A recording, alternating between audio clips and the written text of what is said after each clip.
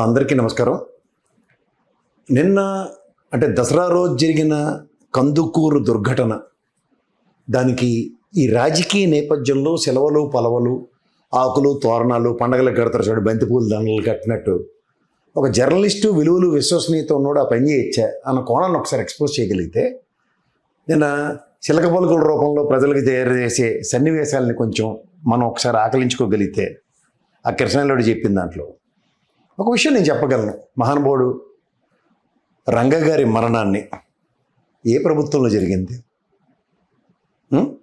ఎవరి ఆధ్వర్యంలో జరిగింది, అప్పుడు ముఖ్యమంత్రి ఎవరు, అప్పుడు ఈ కదంబ కార్యక్రమాలు నడిపిస్తుంది ఎవరు, అంటే వాళ్ళు చేసిన పనో లేకపోతే ఇంకోటి చేసిన పనో ఏదో విధంగా వాళ్ళ కాని వాళ్ళ మీద ఆపాదించడం అన్నది అప్పటి నుంచే మొదలైంది. దిక్కుమాల నెరేటివ్స్.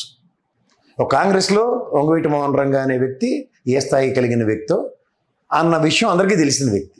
అలాంటి వ్యక్తి మరణాన్ని కూడా రాజశేఖర రెడ్డి గారి మీద ఆపాదించేస్తే సరిపోతుంది.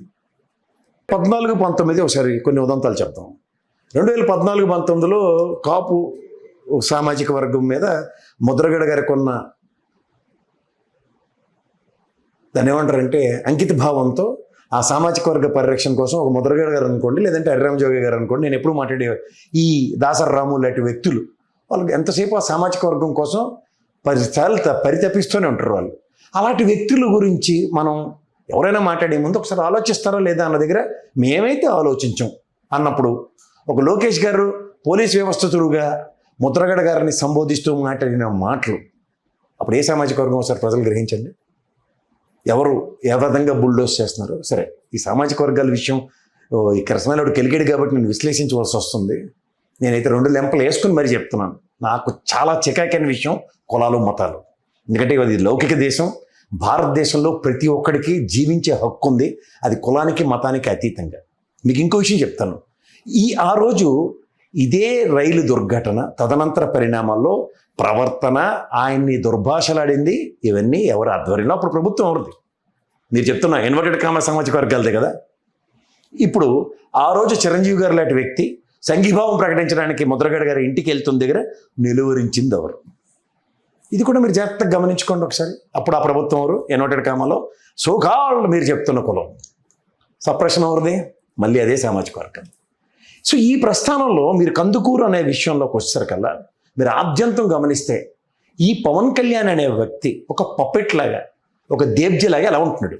ఆ రోజు అన్నగారికి నిలువరించినప్పుడు ముద్రగడ గారి విషయంలో స్టాండ్ స్టిల్ సైలెంట్. అప్పుడు కొమ్ము కాస్తుంది ఎవరికి?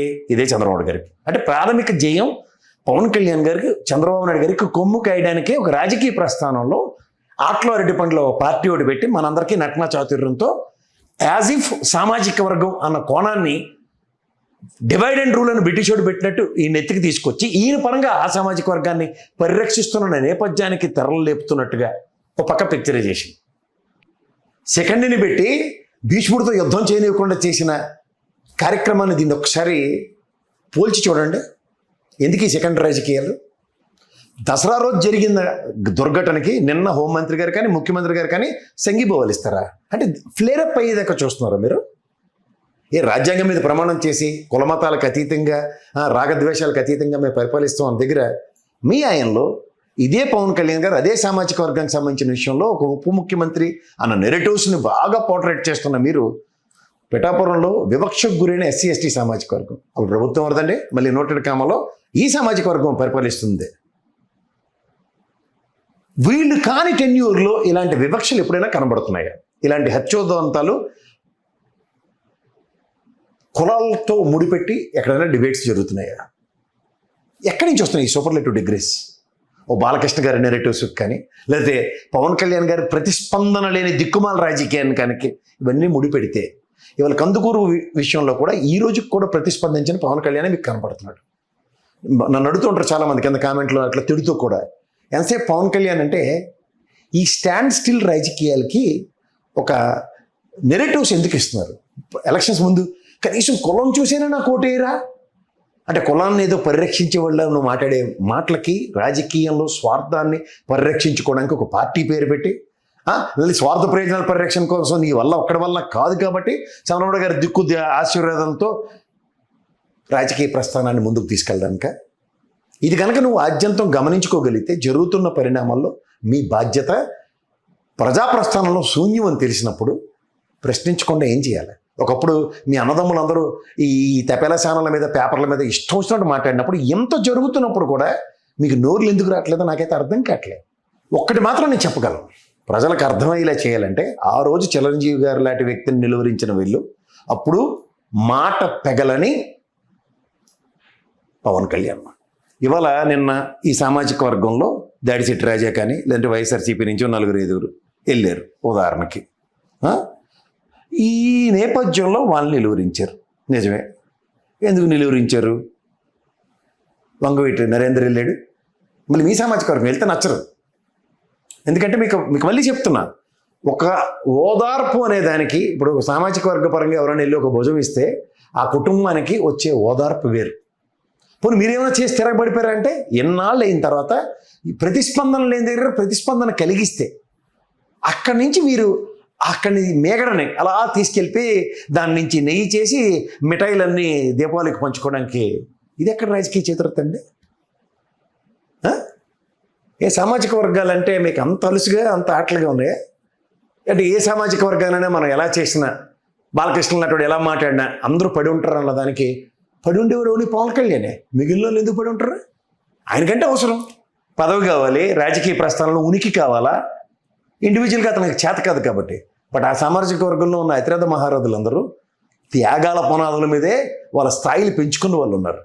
సో అలాంటి స్థాయిలు పెంచుకున్న త్యాగధనుల కోసమైనా సరే మనం ఒక మెట్టు దిగుదామా అంటే, ఆనాడు ముద్రగడ గారిని పరామర్శించిన ఉదంతం, హర్రామజోగి గారు అరణ్య రోదనలకే పరిమితం చేసిన ఆయన ఎన్ని ఉత్తరాలు రాసినా, ఎన్ని కమ్యూనికేటివ్ స్కిల్స్తో మీకు చెప్పవలసిన భాష మీకు చెప్పినా సరే మీకు అర్థమైంది అవుతుంది మీ స్వార్థమే తప్ప ఆ సామాజిక వర్గ పరిరక్షణ లేదు. కానీ ఎలక్షన్ల ముందు ఇదే దాసరామ్ గారు ప్రతి నియోజకవర్గంలో మీరు నిలబడిన 21 అండర్ స్ట్రైక్ రేట్లో ఆయన కంట్రిబ్యూషన్ ఏంటో, అలాగే బీజేపీ మీరు తీసుకొచ్చిన ఆబ్లిగేషన్ కూడా ఆయన వంతుగా ఆయన చేసింది కూడా నేను అత్యంత గమనిస్తూనే ఉన్నా. ఎందుకంటే నేను గౌరవప్రదమైన ముద్రగడ గారు కానీ, గౌరవప్రదమైన హరిరామజోగి గారు కానీ, గౌరవప్రదమైన దాసరాము గారు కానీ నాకు అత్యంత ఆత్ములు, నేను చాలా గౌరవించే పెద్ద మనుషులు. వాళ్ళు నాకు అంతే పెద్దరికంతో ఆశీర్వదించే మంచి మనసు ఉన్న వ్యక్తులు. వాళ్ళు నాకేం మొహమాటం లే, ఇందులో నాదే కులం ఇంకోటిదే కులం అన్నది కానే కాదు. First of all we are to be called as Indians. మన భారతీయ సంస్కృతి సాంప్రదాయాల ప్రకారం కుల మతాలను విడగొట్టుకుని మళ్ళీ బ్రిటిష్ వాళ్ళకి విభజించి పాలించిన నేపథ్యానికి మీరు తెరలేపుతుంటే ఎన్నాళ్ళు చూస్తూ ఊరుకోవాలో నాకైతే అర్థం కావట్లే. అందరూ పవన్ కళ్యాణ్ లాగా స్వార్థ ప్రయోజనాలను పరిరక్షించుకోవడానికి మాత్రమే అన్న నేపథ్యాలు ఆ సామాజిక వర్గంలో ఉన్న అతిరథ మహారథులు ఎవరికీ లేవు. పోనీ చెట్టు పేరు చెప్పుకొని కాయలు అమ్ముకునే తత్వమైనా వచ్చిందంటే అది కూడా లేనప్పుడు ఏం చేస్తున్నారో ఒకసారి ప్రక్షాళించుకోమనండి.